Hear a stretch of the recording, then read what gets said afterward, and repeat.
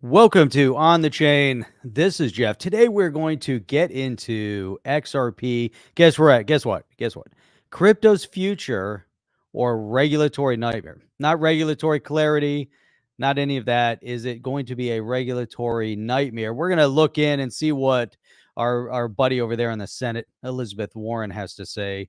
Some commentary from John Deaton, some things going on with the BIS as it pertains to stablecoin, some big announcements from Flare. We got to figure out exactly what's going on with the Flare drop. Again, what's going on with the BIS? Is the whole country melting down?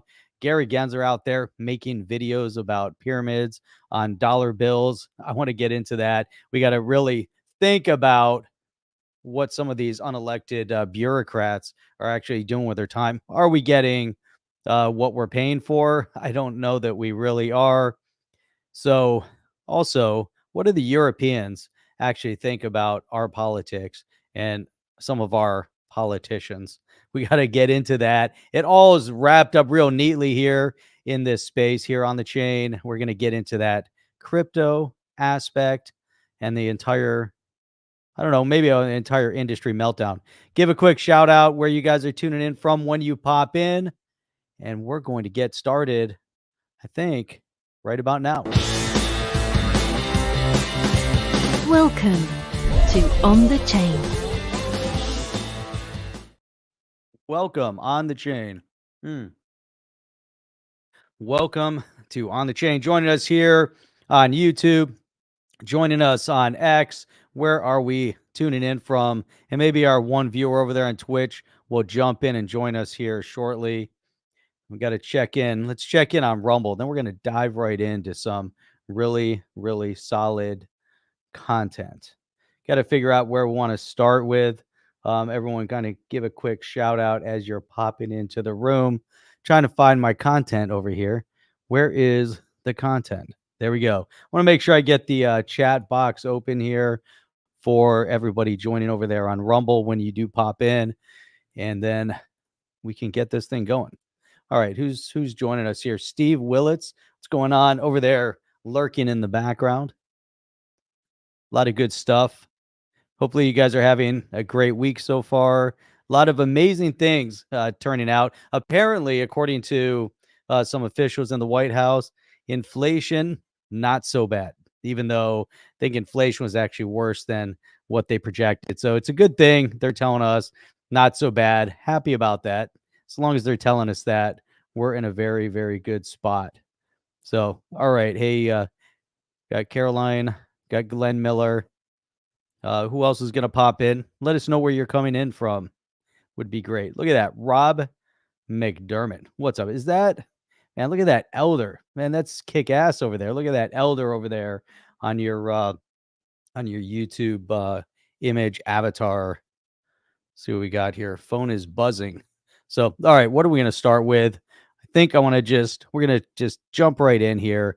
Let's go to now this is kind of very timely because we have senators, representatives here in the US that are talking about stable coins. Now, it just so happens that Ripple last week announced, what was that? Oh yeah, a stable coin that was going to be built on the XRP and Ethereum. But now the thing is, we have the Bank of International Settlements and members of the U.S. Congress, both the House and the Senate, have started talking about, that's right, stable coins. Now, there's a lot of significance to that, all about the movement of money. Maybe the stable coin is a little bit more acceptable to some in Washington, maybe to some of the big financial institutions, maybe a little more than the crypto itself is. So now we got to really look at this. We got to figure this out. Got to really kind of game the system as they're gaming us. So let's open this up. Let's see exactly what kind of thought process are these elected and unelected bureaucrats actually going through as they kind of struggle for power dominance. And that's really what it's all about, right? They're trying to maintain a power hold over their current position, their current power, because that power hold is actually being threatened. There's this dominance that they've held over kind of this the populace for a long time, and they don't want to lose that.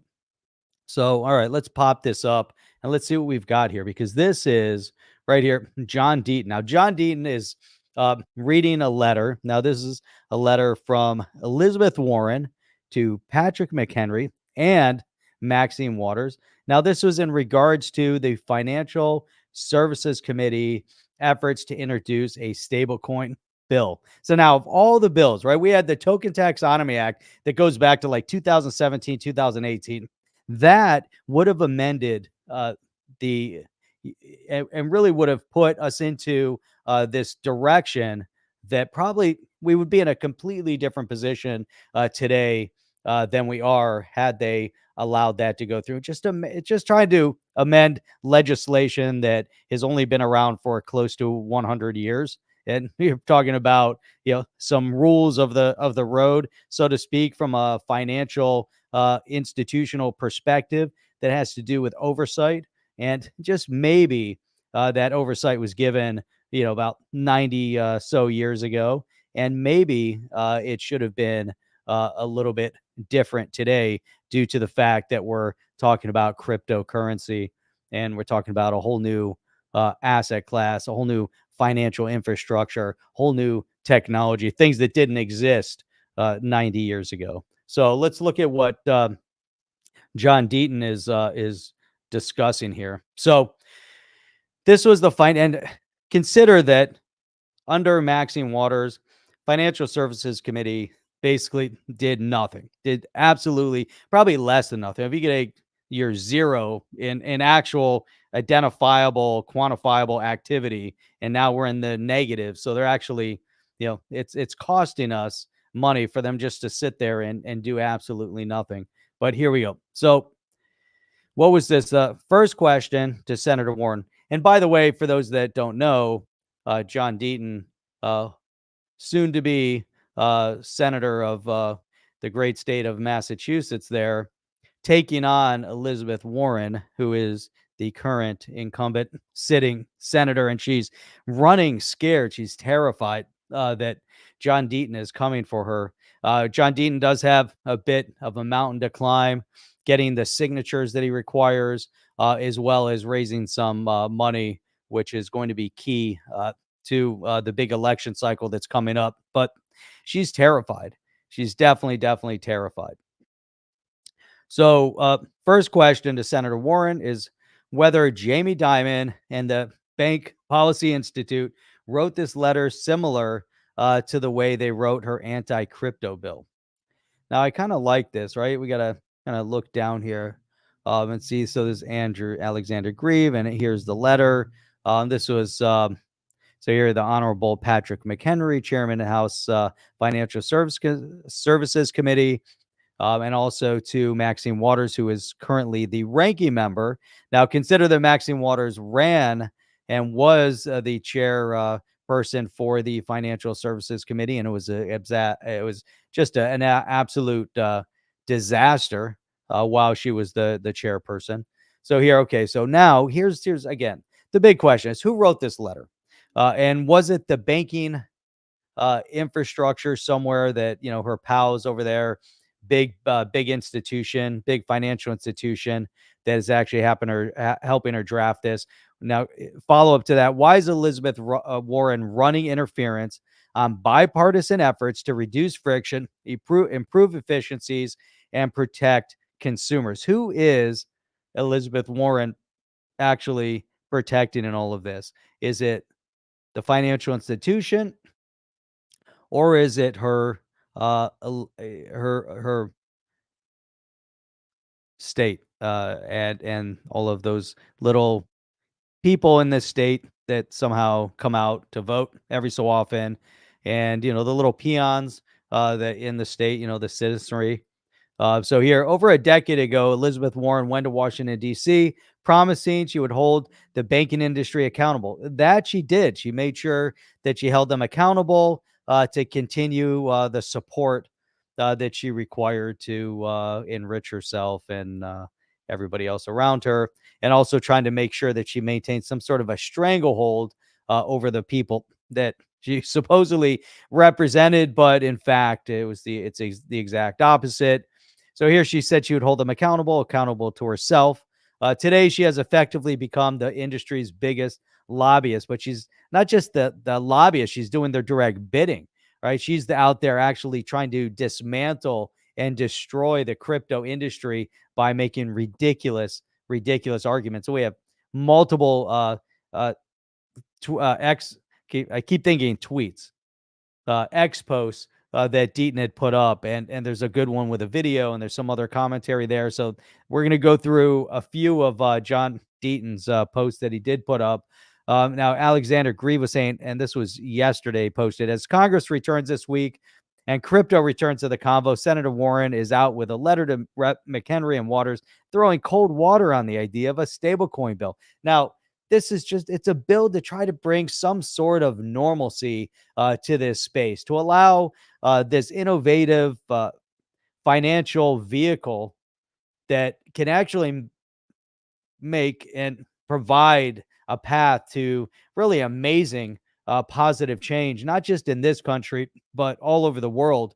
And it's not just the stable coin. I mean, if you're not going to help, galvanize a bipartisan path to crypto legislation, at the very minimum, do it on a stablecoin bill where you have a stablecoin that's pegged to the US dollar. I mean, at least there's some criteria that you could create and you can write, and then you can quantify it very rapidly. And you have data statistics to directly show if the company that is managing the stablecoin is actually providing the appropriate treasury to back up the one-to-one that's in distribution. So it's a very relatively, easy accounting process to look at that. So at the very minimum, if you're going to help draft some positive legislation from a bipartisan perspective, at least do that. At least try not to stifle the industry at large. It just directly shows what her full true intent is and who she truly represents. So, and that's going to be, the key with all of this. Alexander continued with this quote here: efforts to create new regulatory frameworks around the $157 billion stable, 157 billion. And this is going to go to a massive number. What was Brad Garlinghouse was stating, what was it, like 5 trillion? Or whatever the number is. I mean, it's going up significantly. It's going to be a massive impact. Now it's just this little tiny microcosm within the entire infrastructure, the financial infrastructure on a global scale, are the stable coins. Now the whole thing is that the financial institutions actually do want to be able to utilize the stablecoin. It will allow for a more seamless process within settlement and liquidity and things like that. Ideally, we see some of the crypto assets engaged in that, but there's too much volatility in the space to be able to move that. We already did. And here's the problem. And I wonder if people really miss this point, that trying to use a crypto asset in trade, in commerce, even if it, takes, well, ideally it takes seconds, right? So if you're able to utilize XRP as an infrastructure, as a base of your infrastructure to help provide liquidity and movement and transaction and all of that, and you want to do it seamlessly, then you're talking about seconds. Some of the others, it could take hours or more. If you have something that transacts in hours on settlement, you can still have disruption of the FX, even if it's within the crypto asset space. Obviously, we have these wide swings that we watch hour to hour. Now with a stable coin, the ideal there is that it's obviously not changing, and it makes allows the financial institution a vehicle that should maintain its stability, through the course, through the moment they receive it to the moment it's being sent and transacted. And sometimes there could be other delays. It's not just the moment you hit the button, but there's other things that happen. And I was directly impacted myself a number of years ago as we were doing a lot of trade internationally, and we are doing a lot over in India. And I ran into too many scenarios where we had to put the transaction on hold, mainly because of whatever delay. And in that term of delay, when they're getting ready to go and do the transfer of funds, the FX, the currency exchange, was too wide of a margin, and it changed the whole dynamic of the purchase. So we had to wait, and that costs the delays cost everybody time and money. So obviously we want a seamless process. We want something that's efficient, and so I get it from that perspective. But what they're doing, within this scenario is the opposite of efficiency. It's and you can tell that it is done on purpose. It's not like she's trying to understand it or she's trying to slow walk it. She's actually doing things purposely to try to undermine it. And then obviously sitting in front of Senate and vocalizing the insanity and the obvious state that she has a misunderstanding or a purposeful misunderstanding and misstatement of the fact. And so as she tries to warp things, and we're going to see that in a later tweet, so I kind of like, as we kind of dig through and we see some of the comments and what they're doing here. So Alexander continues, Congress continues to deliberate over the appropriate regulatory framework for stablecoins. Policymakers should be weary of efforts to integrate them into the banking system. So there's all this, like just crazy ideas and notions that are going through all of this this whole thing through the letter. And I don't want to dig into this letter too much, because we can spend hours on it. But this is interesting too, because I'm glad you brought that up. I was going to actually, it's uh, one of the topics that we're going to cover today also, which is the Uniswap well notice that they got. Definitely, yes. So let me read your comment first. The Uniswap well notice today is a huge red flag and clear indicator of the government strategy. Attack Tether as it connects to banks connected to TradeFi and make way for U.S. regulations, which, let's go, Circle and Ripple will be 100% compliant with. It's an interesting point to see that Circle could be compliant within this situation. Maybe they are targeting. Now, Tether is already kind of the odd man out anyways because of the issues they had previously, to where they couldn't prove their treasury. They couldn't prove the one-to-one that was being held. And that was definitely an issue that had to be stabilized. Can't remember, was that last year, 2 years ago, 3 years ago, and it's all kind of blending together now. And Rob, you continue here. A regulated stablecoin will allow TradeFi a crystal clear on-ramp for billions daily, just like the Bitcoin ETFs have. And that's a really, great point, very observant on the fact that, with the Bitcoin ETFs, and you think about the money, and I talked about this the other day, the amount of money that's moving into Bitcoin ETFs has been sitting on the sidelines. This is kind of Main Street retail money. It's financial institution money that was sitting on the sidelines waiting because they didn't want to get into the crypto market. They didn't want to get into working with some of these exchanges, especially seeing some of the uncertainty. Look at like a collapse of FTX, the uncertainties with the Binance, the uncertainties just across the board, especially everything that we've seen over the past 3 years has been, everything has been a little bit in havoc.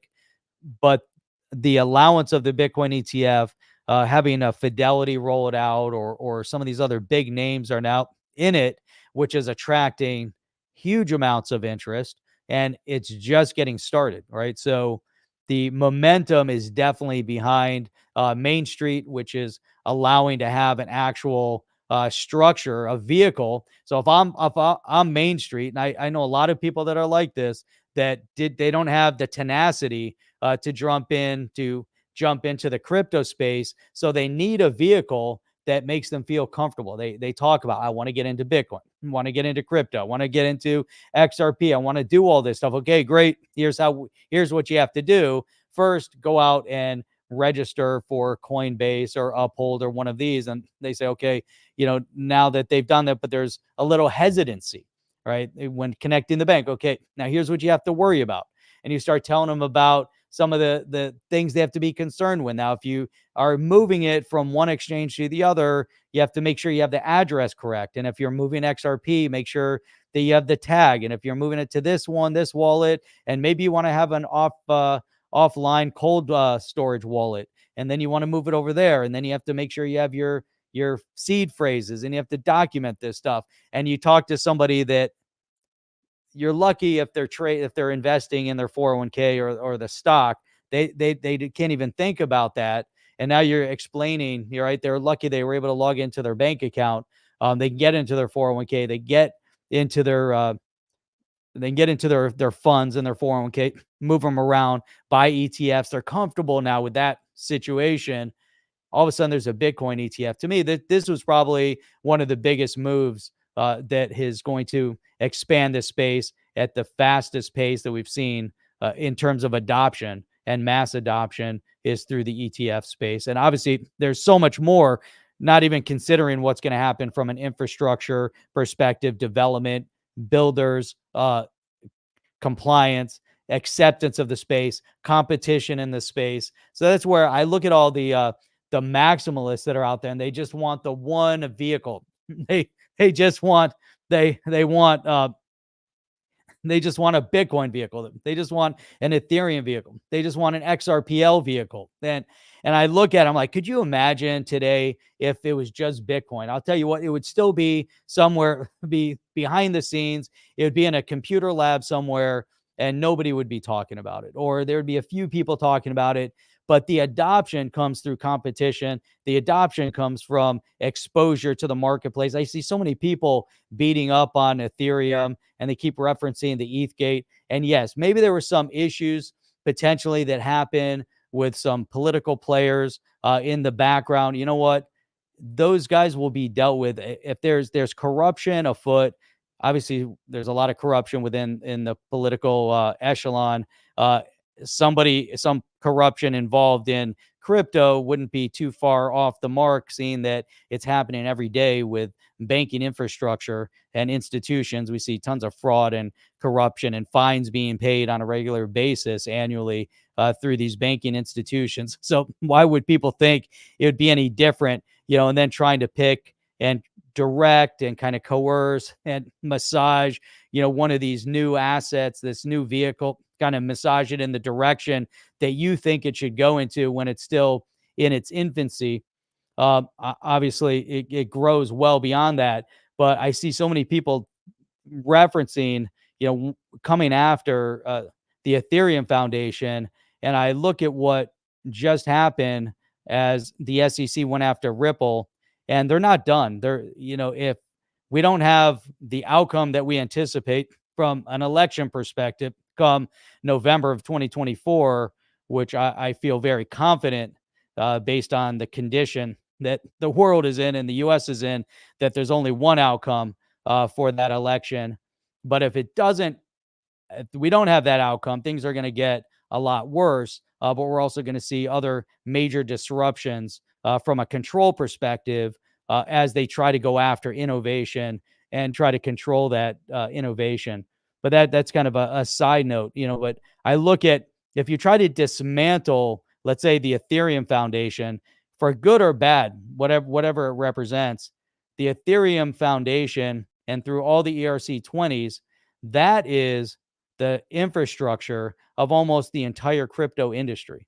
I don't care how anybody wants to reference it, but every meme coin, every aspect of our industry here that we're discussing has ERC-20 involvement all over it. And whether it's good or bad, that's not the point. The point is that is what has brought it to massive recognition.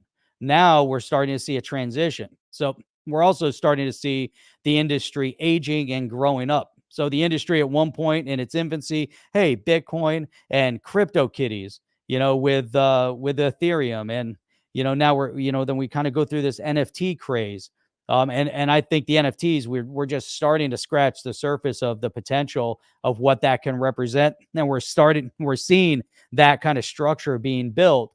But now, as you start growing up and the industry grows up, it becomes the financial institution. It becomes as, aged as the .com era once was in its infancy. When, if you had a .com after your name, you could be a soda company, soda.com, and all of a sudden they're like, "Oh, you're a .com. Here's $5 million. Go build your .com to show people online what soda's all about," or whatever they did. What was it? Pets.com.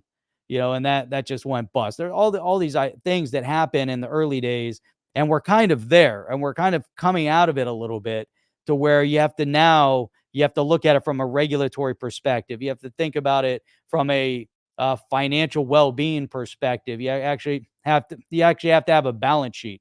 You actually have to have a project. You actually have to have an outcome, and you can't just have an idea on a piece of paper. Which, again, it was the same thing in the .com. It wasn't. You didn't have to have a company in existence. You just had to write something up, maybe on a napkin, and you write it up, and you're like, "Hey, blah, blah, whatever .com," and they're like, "Here's millions of dollars." Now, there was a time to be like, whatever, crypto, and it's going to be a smart contract, and it's going to leverage whatever, and they're like, "Here's $1 million." Oh, it's a smart contract. That's amazing. It's going to be an ERC-20. Oh, you're going to do whatever it's going to be. Now we get to that point. You take that and age it a little bit, put it into real business infrastructure, have real discussion over the efficacy of the product, of the foundation of the technology, and that's what we're starting to see. It took a number of years for Flare to grow up a little bit and get to a point where you're actually starting to see the product that it can put out, and you're starting to see more recognition of that product, right? Early days, they were talking about airdrops, and the community was getting pissed off at them because they didn't get their free airdrops. And Chip and I discussed that, and I said, you know what? In retrospect, or even at the moment when they talked about the airdrop, I remember we had this conversation. I said, this is going to be a bad idea. They shouldn't do an airdrop. They're talking about, Flare was talking about the change of what they could do from a cross chain with smart contracts and all these other amazing things that they were going to purpose. And then all of a sudden they started talking about airdrops. And I look at that, I'm like, oh my God, and this at a time when you had the ICOs, and you had other airdrops, and you have meme coin airdrops and matching airdrops. And all of a sudden if you have a BitTrue wallet, all of a sudden you're getting all these airdrops. You don't even know what they are. They start showing up in your wallet. I'm like, you know what? You can't attach yourself to that. That was a mistake. And it turned out that it was kind of a mistake, to the point until they actually launched the Songbird, which was a really smart move, because they actually had to test the framework. And they're like, hey, how can we do a real world test without being a real world test? And the real world test was, here you go. Here's the airdrop. Here's the Songbird. Go ahead and play in the sandbox with this, and they could test it. And now they're moving. It's going to be exciting to see further development with that. And the reason why is because Ethereum needs a competitor. It needs competition more than ever before.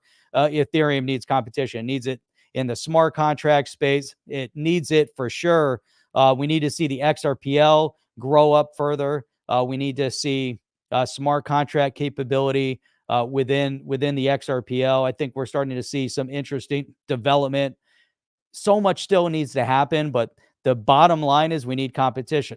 Just like Ripple coming out with their stablecoin, my opinion is that it's an institution play. I don't know that it's strictly retail. Retail is kind of like the trickle down effect. They'll get some massive benefit on the retail side, because if you look at how much money Circle is generating, how much money US Tether has generated from being that vehicle. Now you have a vehicle that is, and I've talked about this too much already, but with Ripple already positioned with the financial institutions on a global scale, it is, everyone talked about that flip the switch. It is kind of an on button, for those institutions that are already working within the Ripple framework. They're working with the RippleNet solution. Now all of a sudden you're like, okay, you know what? Maybe you didn't want to work with XRP. Maybe you guys didn't really get that.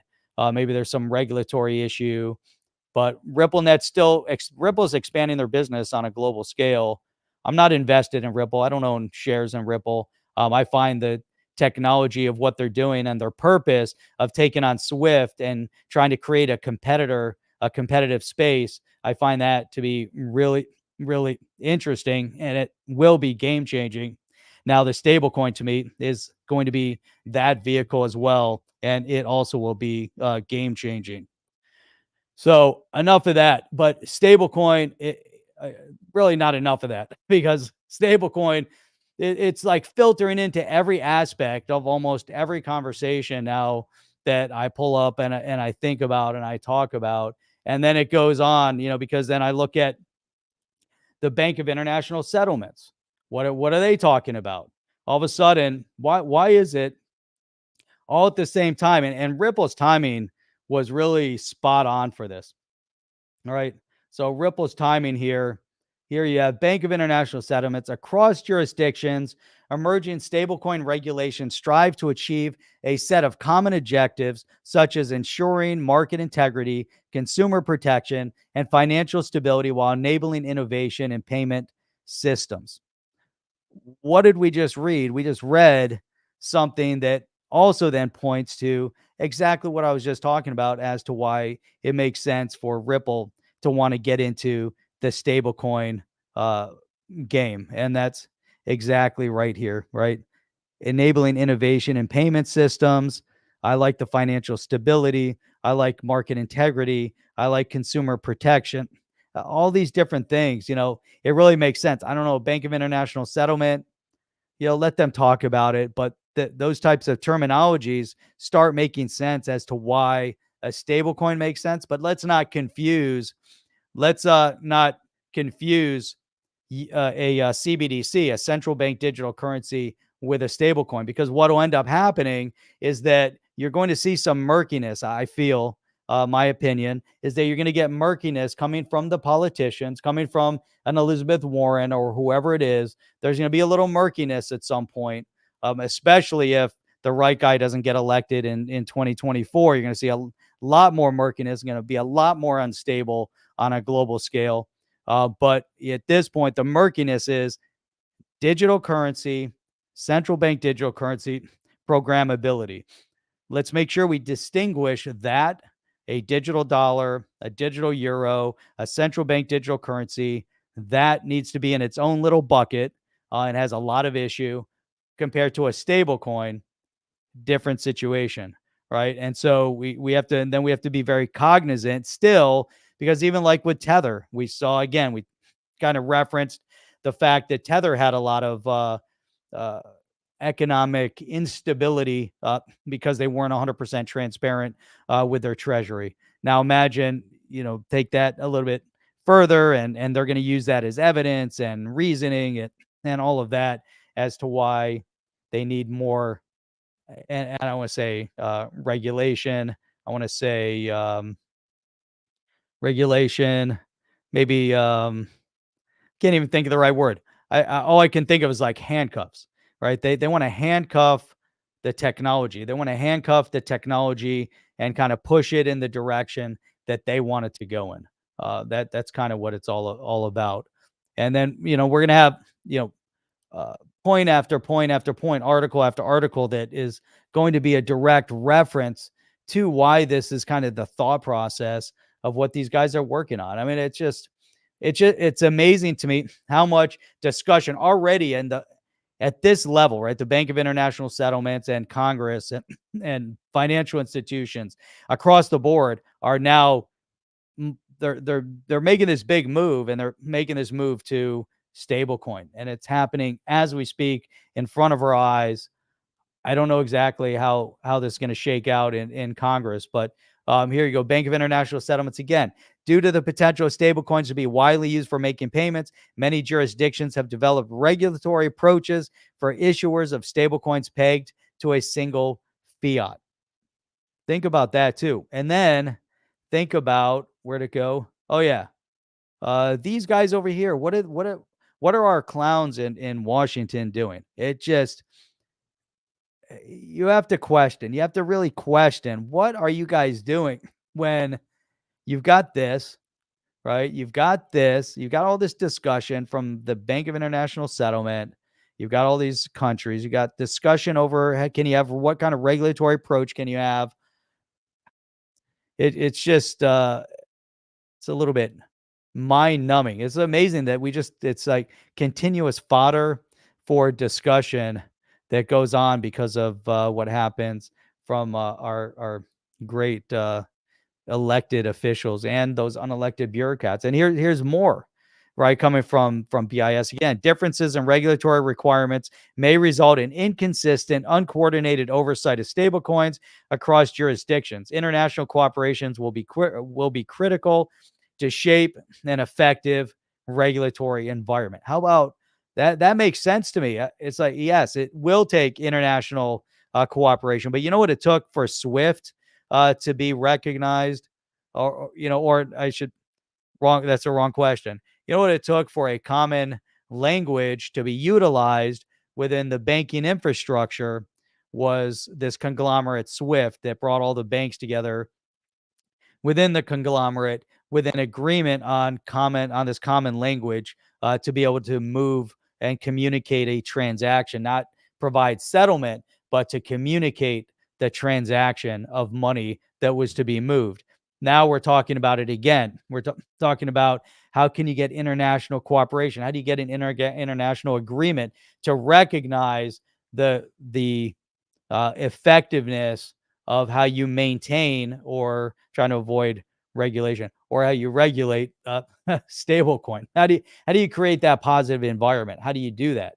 It has to get done. There has to be some acceptance. There has to be some discussion. There has to be some clarity across the board over it. Now, there also has to be a leader in order to achieve clarity and get to where we want to get. And right now, we kind of have this vacuum.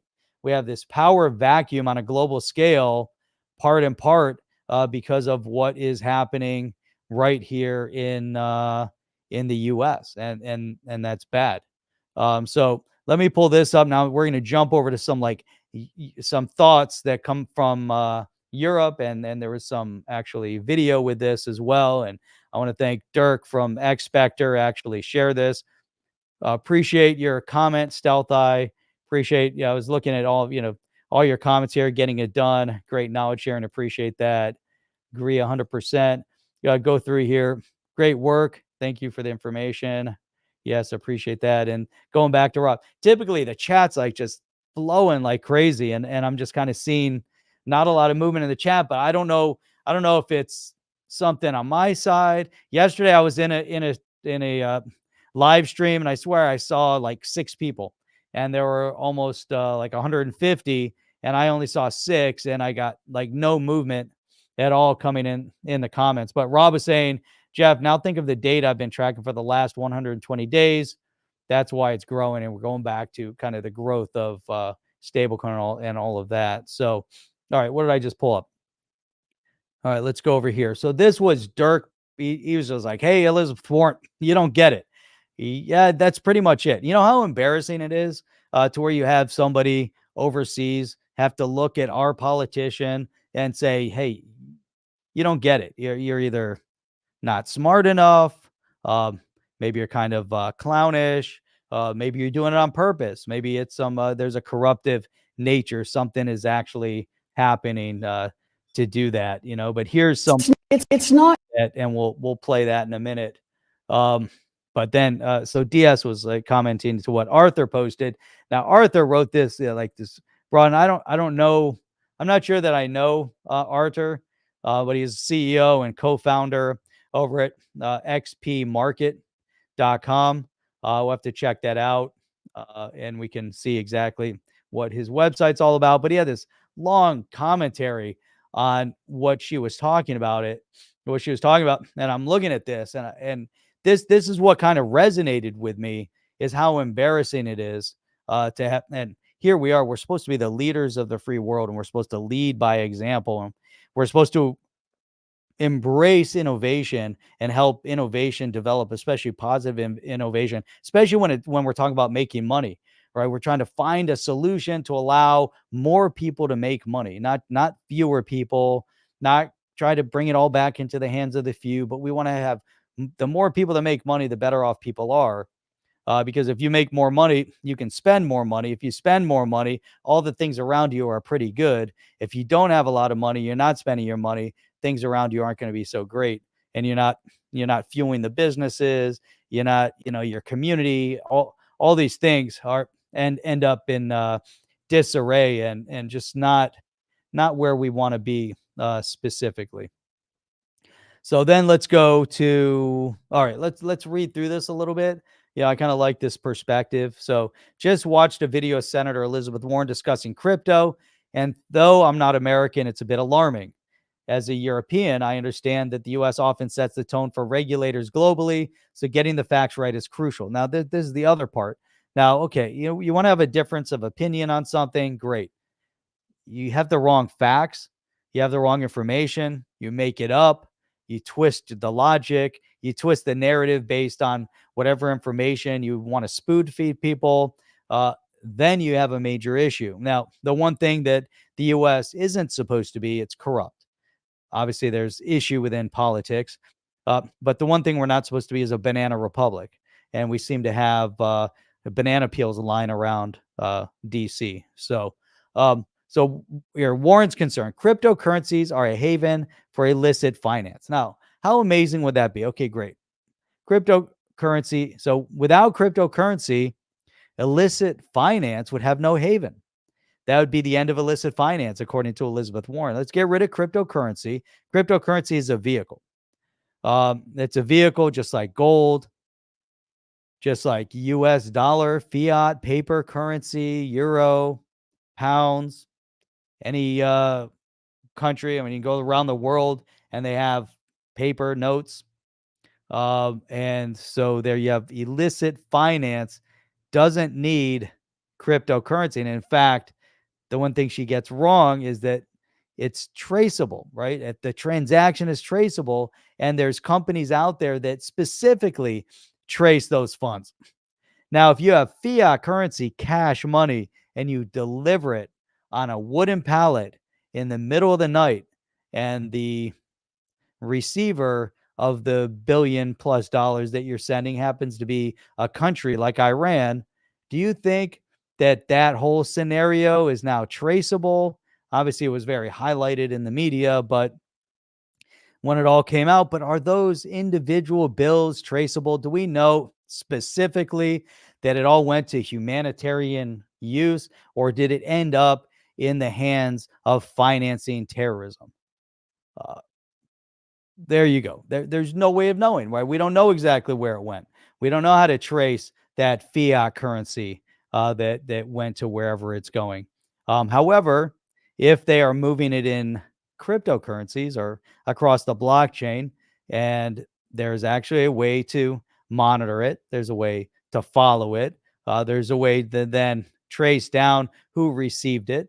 And there's all sorts of mechanism out there, especially when it happens repeatedly and you find the originating wallet and you know who owns the originating wallet. Now you start tracing it, unless it goes through the blenders and all that on the way in or out. But you can start seeing some bad actors will slip into comfort zones and will keep using the same thing over and over again. And then you trace it and you find it. These guys know that very well, and they probably are not transacting all of their movement of finance and currency through cryptocurrency. So it is not a haven for illicit finance. They might be using it. So yeah, I like how Arter just doesn't like one sentence, and it took me like an hour to get that statement out.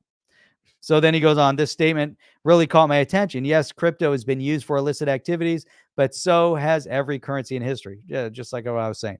Remember the Danske Bank scandal? That was the traditional bank laundering over $230 billion. The data from chain analysis in 2020 suggests that illicit activities in crypto were less than 1%. Now, 4 years later, I would like to know what it is. Maybe it's 1.5%. I don't know. The narrative that crypto is primarily a tool for illegal finance doesn't hold up against the broader picture, doesn't pass the smell test. It just doesn't. On regulation, the crypto market operates in a regulatory vacuum, right? And this is such a great explanation here. I just have to say, really well thought out, nice response to Elizabeth Warren's uh, or temper tantrum.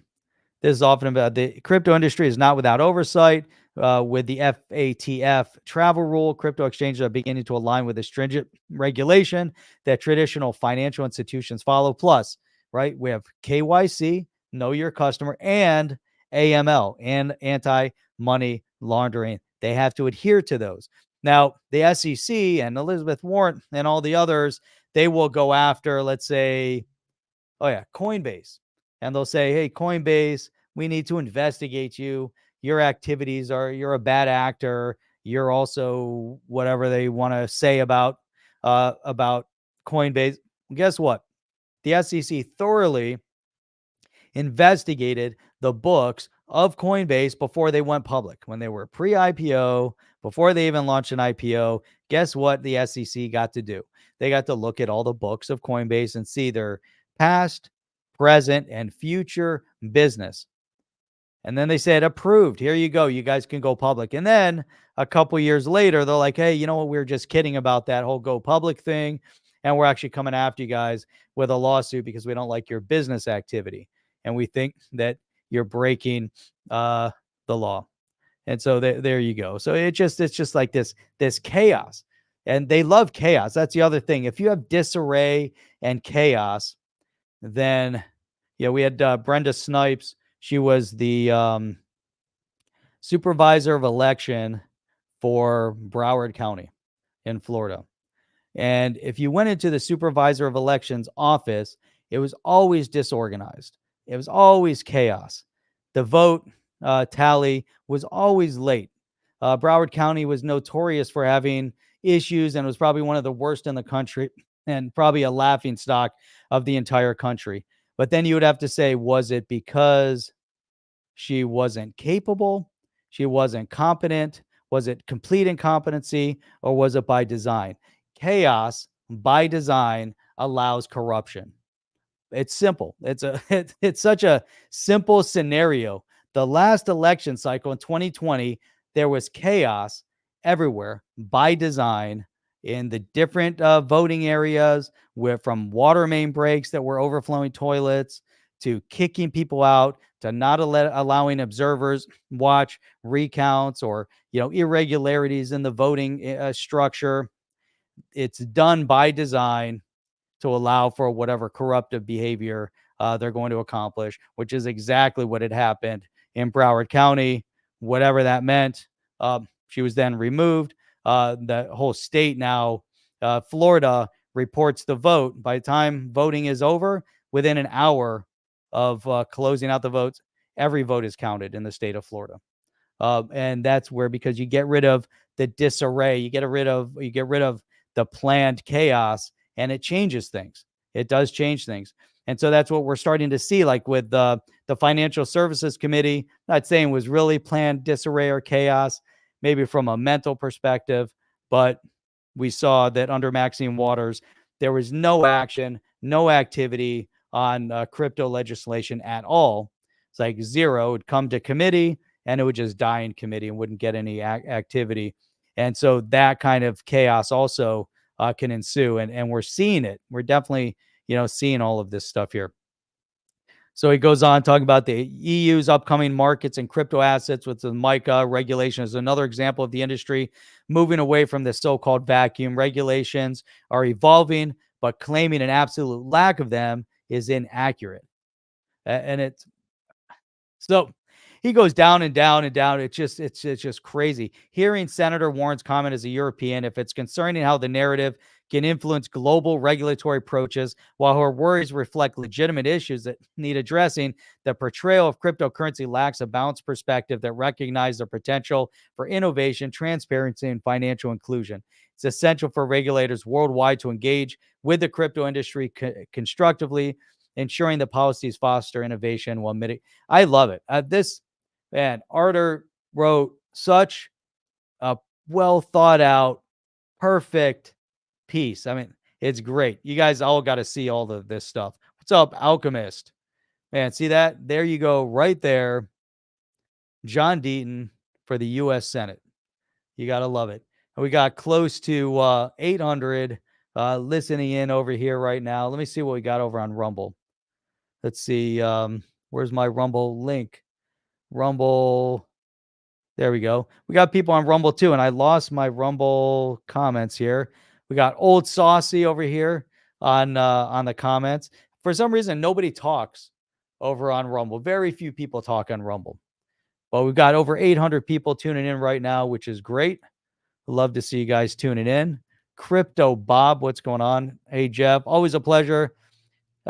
Still have till 2026 at the earliest before the blindfolds are taken off to allow the masses understand what's happening behind the scenes. Great stream, buddy. Appreciate that. And check out that amazing Mentalist, part of the badass YETIS collection right there. That is the Mentalist. He uses his brain to upset and things like that. So, all right, let's go down. I had some other good stuff here. We got some more from John Deaton that I think is good. Man, I love that piece. I'm glad Dirk had forwarded, because I never would have seen it had Dirk not forwarded that piece. That was so amazing. And just for that, you know what? I didn't. Let me see here. Let me see. Oh, you know what? Now I'm following Arter. So now I'm following. He's in the UK also. I want to pull up the XP market. I want to see what this XP market is. Check this out. Hang on. You guys probably know it. I know I've seen this before, and now I'm seeing it. But here we go. Let me add this to the world stage here. There you go. Your portal to XRPL in the Web3 world right there. You got the DEX, the swap, AMM. Check it out. Make a note of that XP market. I know it's been a while since I've been on this website. Glad that I'm reintroduced to it. Man, I'm so glad that Dirk shared that, because that was very thought-provoking. All those great things too. So Rob McDermott and oh yeah, there we go. Great, relevant. Thought it said irrelevant. I'm looking over here, I'm reading it. My eyes got all blurry. I'm like, great, irrelevant and great, relevant and topical content tonight. I'm down with it. Who's down with OTC? Man, the chipster. Yes, he is. Man, I got to carry this for an hour. I could probably go for like 2 hours. I stacked up the content. We've got a lot to talk about. It's always nice though when you have a co-host, because then you can stop. You can think about other stuff. You know what we've gotten really good at? It's reading while you're talking and not losing focus. Like a lot of times, if one of us is talking and then we'll start reading, and you just kind of tune out the other person while you're reading, and then you'll come back to like your positive mental state, and there'll be a question posed, and you're like, you missed out on the question and the whole topic that happened during it. So, but that's great. So where are we here? Got some other stuff. We got like 820, 820, 830, 840. That's really cool. Let's see here. Got to go back to Deaton. And then actually Bearable Bull shared something that I want to share also that I thought was really good. Very thought-provoking. Go back over here. Here we go. So John Doe posted this. Appreciate you, John Doe. But here, this is John Deaton for Senate, right? You guys know John Deaton, right? He's running for Senate. So Massachusetts, America, pay attention. Rise up against this swamp creature masquerading as someone who has your back. I implore you to research John, that what he's accomplished in his life, and why he is part of the answer that can turn this country around. That's right. John Deaton. At today's hearing, Senator Warren said there needs to be a regulatory framework for stablecoins that will subject users to AML laws. Hey, you know what? Okay, that's great. And you know what? For the most part, we have AML laws on the books. I agree, but the burden of the law should focus on the issuers of stablecoin, not the users. That's right. That's a really good comeback, and that's the exact point. You can't be us that have to carry the burden of the AML. If I'm whatever, so that's good. So John says, I sued the government on behalf of users and regular people, and I will continue to fight for their protection by focusing on the issuer It will ensure there are proper protections like FDIC, which is what does the FDIC stand for? Something federal, something insurance, whatever. Collateral and capital requirements, restrictions on what the issuer can invest in using the user's money, risk management requirements for issuers using the U.S. banking system in order to avoid creating systemic risk, and more. I like this. For over 5 years, I've argued for smart, tailored regulation over digital assets. When I get to Senate, I'll make it happen. Think about that. 5 years. Think about 3 years. All right. It's been 3 years since the SEC went after Ripple and the XRP community and all of that. And then, like 2017, 2018 was kind of the beginning of the introduction of regulatory clarity in the space. And here's John talking about the same thing, arguing for the exact same thing. And it's funny because when John had submitted his request of intervention in the lawsuit, and Chip and I had him on the show and we talked to him, I'm like, man, this guy, there's a lot of synergy in thought process between all of us. And so it obviously great conversations. Will make an amazing senator over there in Massachusetts. Really be outstanding. I can't wait until he's over there doing what he's got to do best, which is going to be really, really important, really critical for everybody, for the U.S. and everybody else. And it's going to be such a great upset. There's Caroline. What's going on? Thank you very much. Appreciate it. I appreciate that. We got Sophie. Thanks for the show, Jeff. Great info, great chat. Catch you on the next one. And like Sophie just said, make sure you hit the like button before you go. Hit that like. If you're not subscribed to us on YouTube or on X or one of these platforms over here, make sure you guys do that. That'd be outstanding. It's amazing how many people are watching now on X versus watching on YouTube. So YouTube, get the algorithm out there. YouTube, get the algorithm going. We got to get the YouTube algorithm going, but we're getting the X algorithm going. So we're getting lots and lots of people watching over on X, which is great. So we got to keep doing that, keep pushing the engagement over on X. So let me go down. This is I got the flare drop over here. Got Bill Morgan. What time is it? Okay, we got just so much time. Hang on, this was one. I had to put this up. This was and now I can't find. This is going to be too long. This is going into the whole Uniswap thing, and I wanted to talk about that because now Uniswap is facing similar kind of inquisition as XRP. So XRP was number one going through it, and now guess what? Yep, and now Uniswap, and there'll be more. And I thought I had put that. I guess I chose not to put it up here, but there's a senator in Arizona. I think she's in Arizona fighting for her survival. And she said, will you vote for me and keep me in office? She puts the map of the Senate equally divided, her little blue dot flashing. And she's asking for people's support to keep her in office. And then comment after comment after comment. It was just like, nope. You're gone. Elizabeth Warren, keep me in office. Make sure you send me lots of money. Keep me in office. And you know what the answer is? Nope. You're gone too. And you're going to get a lot of great people that are coming in. And we're going to see a complete upset of the U.S. Senate for the better. Things have got to change, and they're going to change rapidly. And we need some clear, we need a clear path. We need a clear road. We need someone to come in. We need the U.S. Senate, the U.S. Congress to come in and pave the way. They need to pave the road so this innovation in blockchain and cryptocurrency can go faster. Let's put down the rails. Let's make it happen. And it's going to be really critical. Here's Flare talking about the Flare drop. So Flare drop 0.14 is claimable now. There's the ratio, 3.791 Flare over every 100 wrapped Flare. There's the snapshots that happen. Still 22 drops to go.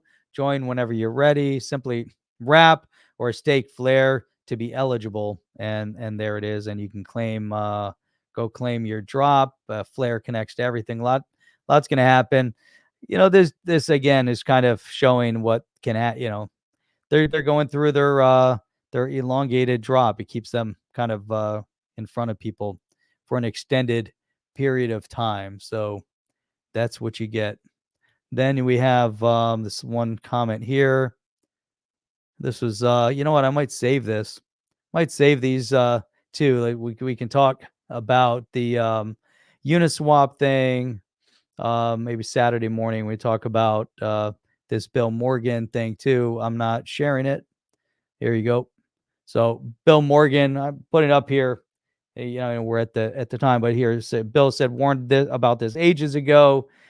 Said it's exciting for the XRPL and a timely reminder that with a DEX and an amendment to implement an automated market maker, that the SEC is seeking a rule change to expand the definition of an exchange under the Exchange Act, and that may cover the XRPL. That could be bad. That could definitely anything right now that Gary is touching is not really turning into anything positive. It's just like the whole thing. You know what Gary's doing while all this is happening? You know what he's up to? This is what Gary's up to. Hang on. What does the $1 bill have to do with the U.S. Treasury markets? And what do either have to do with the Securities and Exchange Commission? We're going to let Gary take us out. Well, you see, the federal government borrows from the public in two ways. One, it's like it prints first and grade issues level. that cash. In fact, look at what's issues that on the cash. back of the $10 bill. It's the U.S. Treasury Department. It is. Look at Further, it issues Treasury securities. If you pull a $1 bill out of your pocket, what do you see on the reverse? The Great Seal of the United States, the eagle on the right, and the pyramid on the left. Well, here at the Securities and Exchange Commission, we are coming up on our 90th birthday. The design on the reverse of the current US dollar, though, is more of a spring chicken. It's 1 year younger, established in 1935. Franklin Roosevelt had a hand in designing both this design on the back of the US dollar and the SEC. Further, the two are related. Our job at the SEC is to oversee the capital markets. The capital markets play an integral role in preserving the dollar as the dominant world currency. It's so interesting, And that dominance benefits all of us. It means lower cost for borrowing, not only for the U.S. Treasury, but also for everyone else borrowing in dollars. And to preserve that dominance, the capital markets must have a safe, liquid, and reliable asset in which to invest. That's where the stablecoins, some of the crypto space, digital asset, Bitcoin, but is it, XRP, XLM, safe, liquid, reliable? That's a question. Is it safe? If we're going to be moving fiat currency, is it always safe? I guess for the most part, it's not always liquid, not always reliable if we're trying to transact globally. $27 trillion treasury. Man, you see that there, $27 trillion treasury market, 27 trillion. That's pretty amazing. SoFlo said, let's talk about the pyramid on the dollar. There we go. That would be good. The supermarket mall background music. It's so ridiculous. I honestly, markets. I want to know who makes this video. The base of the pyramid of our capital. Pyramid. Wait a minute. Is that true? Is this the pyramid? Safe, liquid, reliable? Do you think they inputted that after the fact? They're the base of the pyramid of our capital markets. Like you look at this, that's what it is. Even the base of a pyramid can get shaky at times. We've experienced such jitters in the treasury markets, not once, not twice, many times from the 1980s all. I don't know. It's kind of like watching Sesame Street. I like that. I was about to say Mr. Rogers. It's kind of like Mr. Rogers, kind of Sesame Street, kind of, he's kind of talking down, trying to make it simple, and it's just all the way through when COVID broke out. oh, And when he actually said it. Hang on. It's crazy. He wants to talk about all the that. way through when COVID broke out. Wow. And when the base of the pyramid No, shakes, there's the all seeing eye. that's not good for the capital markets, for the dollar. You know what they do when that happens? They give out free money, and they pay off everyone's student loans. Only certain people student loans, billions and billions of dollars. Imagine if you're a taxpayer in the United States and they start giving your money away, like billions of dollars that used to be that are being sent over to the Ukraine, and then that cycle, right? When FTX was around and the money would come back into FTX and it would be funneled over, and then stuff like this. It's just like they always have this funnel of money, and it's just like, what is this? The pyramid shaking. Obviously it's not good for the capital markets. All these things that are happening. I'm looking at what he's talking about. But does he really care about, is he really caring about the public? Those relates to the market plumbing itself through something called central clearing. Such plumbing helps ensure that cash and the securities change hands in an orderly way. Could you imagine if that was all transparent and was on the blockchain? And could you imagine that it was happening seamlessly so you could somehow bypass or take out some of the middleman, where if you do it through a DeFi solution, you obviously have to have a centralized structure around it. But then all of a sudden the clearing houses, you have more of an automated, on the go 24 hours a day happening, where you can take out the little fingers that are taking little chunks out of it, even if it's little drops. Lower risk by standing in the middle of the markets. I wonder how much dust they take out of this, as there's all these little transactions that go on. They're the buyer to every seller, the seller to every buyer. Given changes in the markets in recent decades, from electronification to high frequency trading. Electronification. Can you guys say that? What is the electronification? Is that what it is? It's from electronification to high frequency trading. When it comes to the U.S. Treasury markets, only a small part of the plumbing. All right, I can't take this anymore. I can't take it. And Cheeks was saying, can we talk about John Deaton? Yeah, so that's it. And John, you know why you got to see this stuff is because it makes you even more aware and more cemented into your purpose, right? You have a purpose. That you got to get rid of these guys, right? There's no if and but. There's no other option. It's like you can see the disruption across the board on every sector in throughout government, and then throughout, they're filtering into the private sector, and they're trying to suck the lifeblood out of the private sector. And that's their objective. That's what they really want to do, and it's definitely not a positive thing. It definitely is not. We would like to see it completely different. We definitely want to see things turned into we want to make America the greatest it's ever been. Is if you're in the UK, man, if you're in the UK, you got to make the UK the greatest it's ever been. If you're in Australia, man, go make Australia the greatest it's ever been.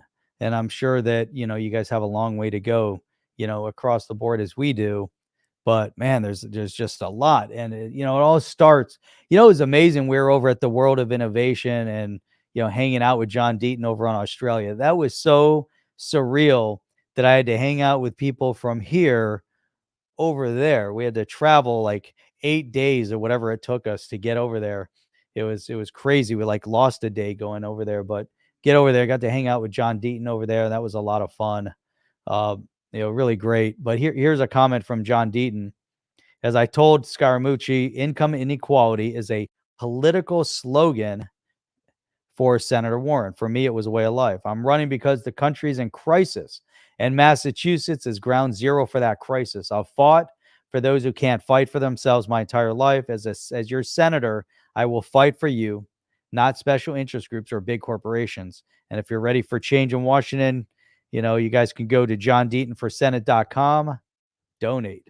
That's really great. Let me copy that right quick. Let me post it over there right quick. And there you go. It's now in the chat. So then he continued, I want to thank Scaramucci for having me on to discuss my book, Food Stamp Warrior, as well as the U.S. Senate race against Warren. I enjoyed it immensely. The best part of the show is listening to Anthony and his mom at the end. There you go.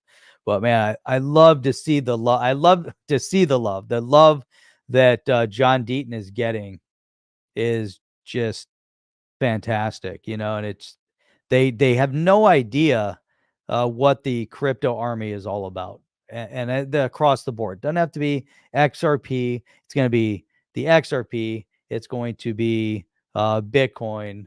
It's going to be the Ethereum community. Whatever community you're in, everybody knows who's fighting the fight.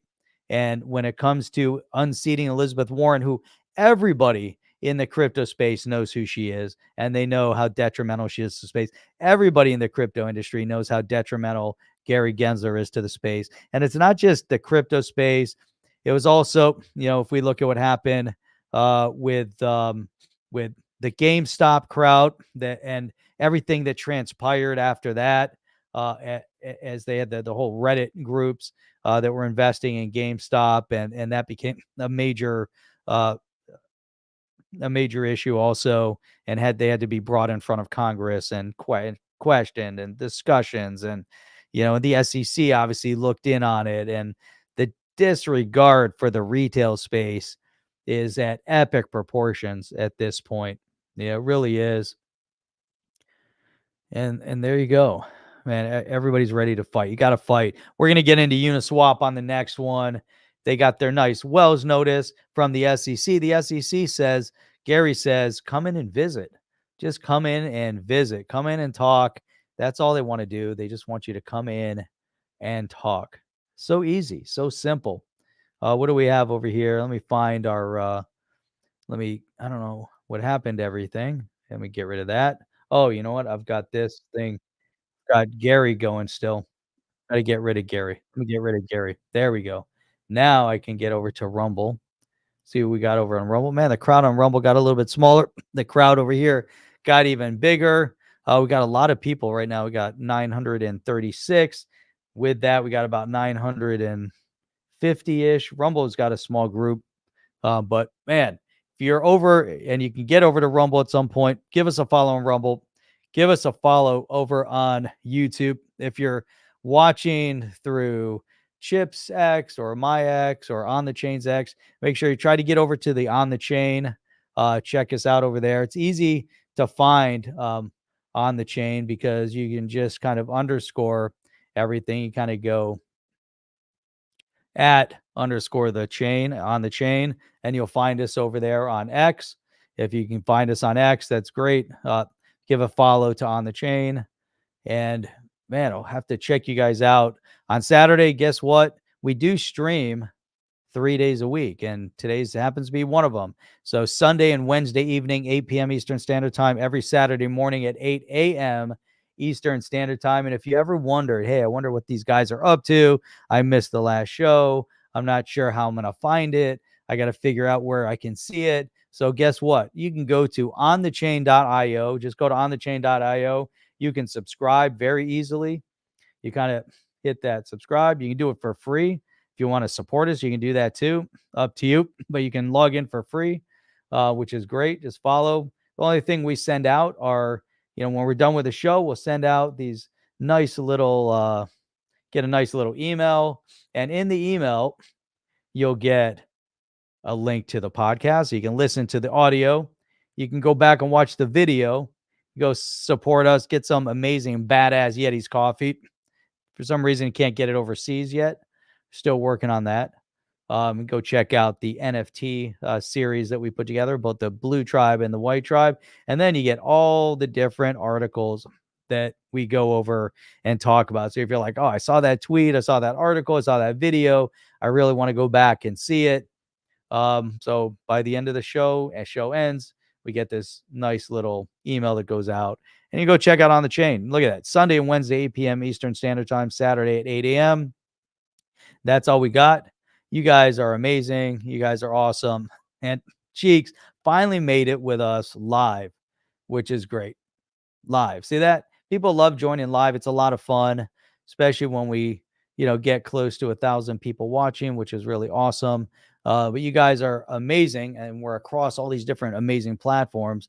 X is the biggest growing audience right now. I think the biggest and the fastest. So you guys have an amazing night, and we'll check you guys out on the next one. I am out. Here we go. I'm out. Are you down with OTC? Please like, subscribe, and click the bell to be notified when the next video drops.